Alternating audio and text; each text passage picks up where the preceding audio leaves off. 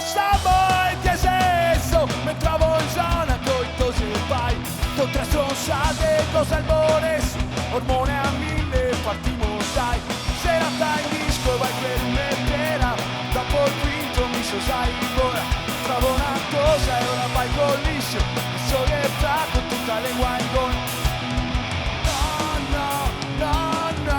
no vai così non bevo più giuro che pensavo che fosse figa non tocco le bue c'era lo sfa no non mi capivo non bevo più per la rup.